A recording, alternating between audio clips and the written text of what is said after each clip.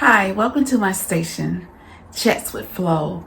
I give Christian and relationship advice for your everyday life. This video is about things I wish I would have known or done before I got married.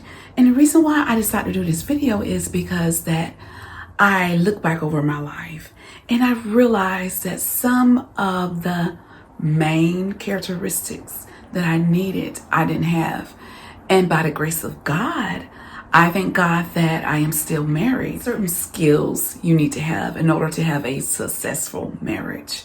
And I'm just going to give a couple of things that I wish I would have known or I wish I would have done before I got married. One of the skills that I really wish that I would have had that I needed, and that is communication. My husband and we have always communicated. We always just enjoyed having fun and just talking and things like that. So that part of communication wasn't an issue. My main problem was just expressing myself, expressing when something happened that I didn't like or certain behavior that I didn't like.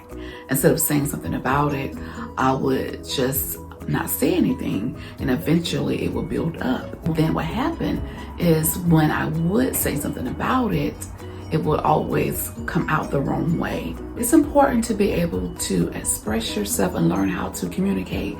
And when I think about it, I had that same problem when I was a little girl. I had a problem with expressing what I wanted. I had a problem expressing when something happened to me and I needed to share. Instead of sharing it with someone, I kept it to myself. So that same behavior followed me in my adulthood, which also followed me in my marriage as well. When you don't express yourself, express with your partner something that's wrong or something that bothered you or a behavior that you want him or her to change, they're not gonna know it. And so if they don't know it, the behavior will keep happening.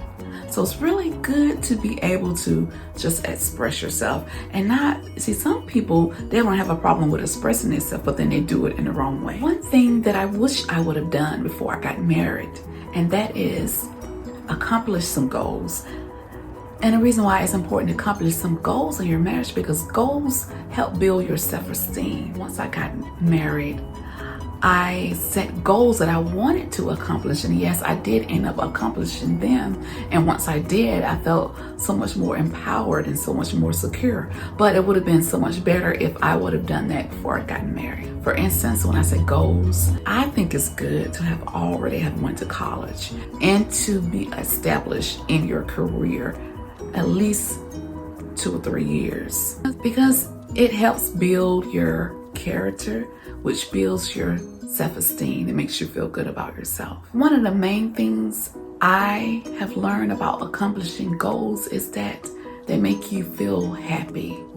And I can remember when I first got married, I wasn't happy. I wasn't content within myself. And I thought that once I got married that I would feel that contentment and become happy, but that wasn't it.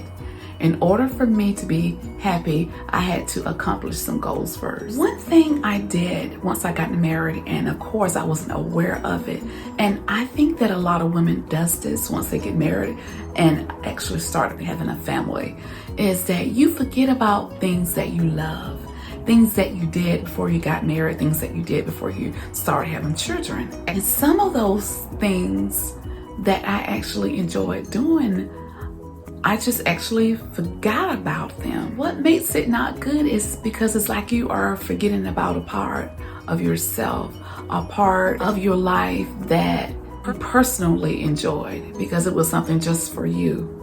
For instance, reading. I enjoyed reading books and things like that, but I noticed once I got married, my main concern was on my husband and pleasing my husband. And also once I started having children, I wanted to be a good mom to them. And all of that was fine, but still, you still need to have some type of self-enjoyment that you enjoy, and it's just only for yourself. That way you won't end up losing yourself in the long run or losing some of your identity. And I hope this little chat helped you out.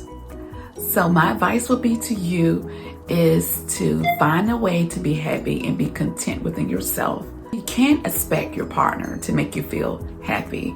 That's something that you have to do for yourself. Find a way to build your self-esteem and your confidence if you don't have it.